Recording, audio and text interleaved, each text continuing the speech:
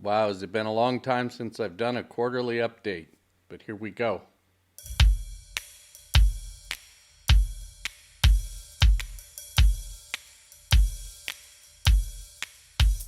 Hey guys, welcome back to the shop. So I'm shooting in the new office area today, quite frankly, just because I switched microphones and the acoustics are a little better in here. I had a great viewer question this time around what would I do differently in my shop if I were starting over. For those that don't know, this is my third shop, and I thought I had everything planned out really well, but still, there are some things that I would do a little bit differently. So let's head out to the shop.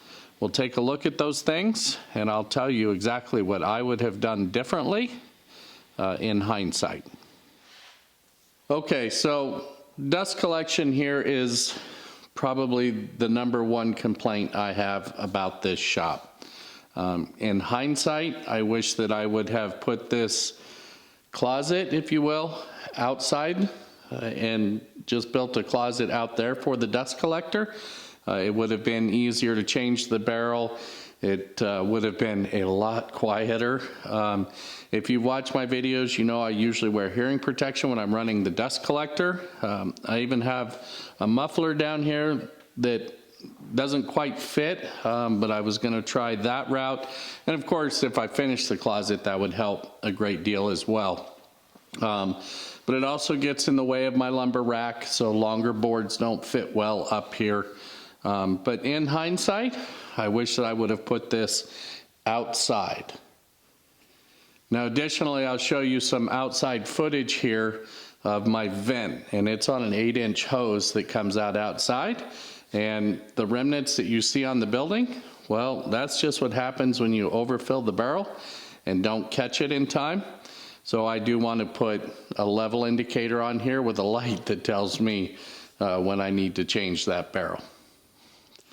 Okay, so the next item up for me is the lathe corner, and this one is totally on me. I severely underestimated what a rabbit hole a lathe is and just how much tooling I was going to want, not necessarily need, but want to have fun here turning at the lathe. So needless to say, I did this pull out for lathe tools, and I have long since outgrown that, and they are even stored over here now, and this will continue to grow. So long term, I don't use this cabinet very much. There's not a whole lot of stuff in it. So this cabinet will probably get replaced with more tool storage right up here above the lathe. The other thing that I don't like about this corner is this is where I have all of my sharpening as well. My Tormek is here and my slow speed grinder, and I was going to put a buffing wheel here as well.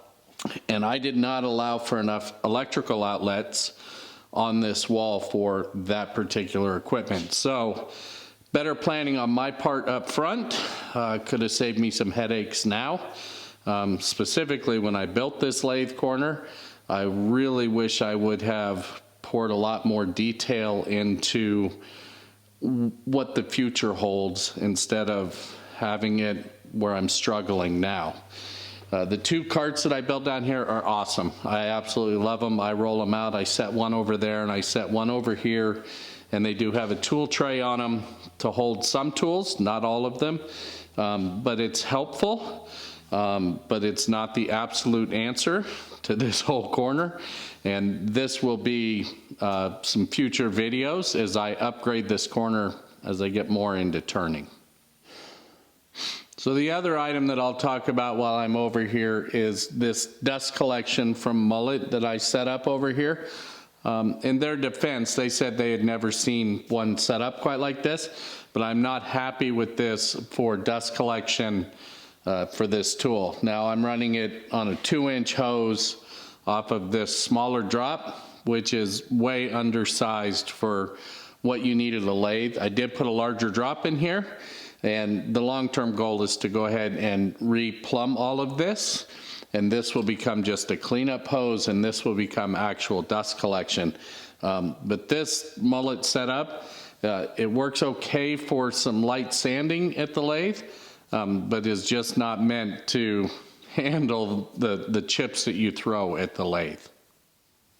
Okay, so this next one is more of a long-term solution for us, but we knew that when we built this shop, and that is more lumber storage, both here and in the racks over there.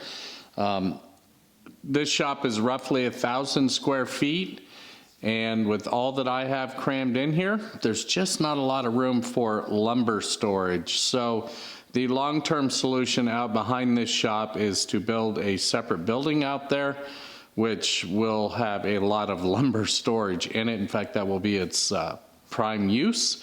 But storing these smaller offcuts, this bin gets out of control in a hurry. This is only just a couple of projects worth, and it's already out of control. Now I get asked a lot, what do I do with the scrap? And I reached out to some local turners here and some guys that make small projects for the farmers markets and that sort of thing. And they love to come and pick through my scrap pile. Because if they don't, I'm just gonna have what we call the expensive fire anyway. So I would rather pay it forward and give it to those guys to make some cool projects and make a little extra money while they're at it. Which brings me to this side. This is sheet goods storage, and I have a lot of small little scrap pieces, and they tend to accumulate here quickly. So I really wish I had a better solution for my sheet goods storage and the small scraps. Perhaps building one of the swing out carts, something along those lines, but the fence on the bandsaw does get in the way of that a little bit. So it's just gonna require me to put some thought into what I build and use here. I love this location because this is the big roll-up door coming into the shop, and this is where everything feeds from. But I need to do a better job with a solution for the sheet good storage. So that moves me into the drill press corner, and this corner is very compact and loaded with a lot of stuff. I have my rag storage bin out here. Obviously I have the drill press here. This drill press will be replaced in the near future. And I have my metal locker back here for finishes and things like that, as well as glide storage down here, side glide storage down here. And I keep a couple of slabs back here just because I don't have someplace else to put them. I wish that I would have designed this corner a whole lot better, and I actually could have achieved better results here if I would have configured this whole wall better. So let me switch the camera around and I'll show you what would have freed up some space in this corner for me. So when I designed this shop, I brought the power supply in right here on this wall, a little bit more towards this end, and then I had the window placed here for some natural light and whatnot, which of course I leave the blinds closed a lot of times because of filming. In hindsight, and it would have actually saved me money because of where my power feed comes from, I wish I would have put the panel down there around my bigger bandsaw and moved the window up here. This would have freed up some wall space for me to add additional cabinets in this area, and one of which would have been my chemical storage locker, which would have been a lot more accessible and freeing up space in my drill press corner. Is that nitpicky? Absolutely. This is a pretty nice shop. But those are just little things after working a few years and doing projects in this shop, and things you go, man, I wish I would have. But still no real complaints. It is nitpicky, but I would move that panel down there and move this window up here. So there you go. Thank you so much for the question. I really appreciate it. I'll be honest, I never really thought about pointing out what I didn't like about my shop, and just kept striving to improve those areas as I went along. But moving on. So for those of you that remember last year, I had Jeff in the shop and we built his outfeed table. Like a lot of us, life got in the way for him and whatnot, but he's finally gotten back to that project. And here's a picture of his drawers installed on that table, and he tells me that he's got the vices on order, and I am really looking forward to seeing this table all finished up. That's a real beauty.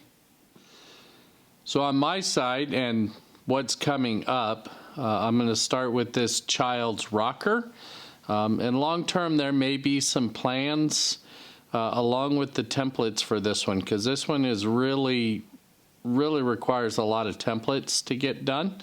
And then of course I have this cabinet up here behind me, which you'll have to wait for the video to see the inside. But that was a really fun project to build, a nice 2 or 3 day build at the most. Nothing fancy about it other than the material that's used. So the other project that I'm going to probably start this year is a major kitchen remodel. I'll put a picture up here of what my current kitchen layout looks like. And there will be a lot more on this to come, so I'm just kind of giving you a sneak preview. And I hope to hire this first part of some structural stuff out while I'm gone for work, and then get into the cabinets and the fun stuff when I return for work. And from there, unfortunately, that's going to leave me a bit on a longer hiatus. I have to go away for work again, and this time for about 3 months. So I'm going to be short on material this year. I apologize, and it is what it is. There's just not much I can do about it, but I do maintain a day job, and that's what pays for all of this. So bear with me. The projects will be coming. So there you go, guys. That's going to wrap it up for me for this quarterly review. I hope you got something out of it, and please keep sending your questions. Please like and subscribe to this channel, because that really helps me keep the lights on. And until next time, take care.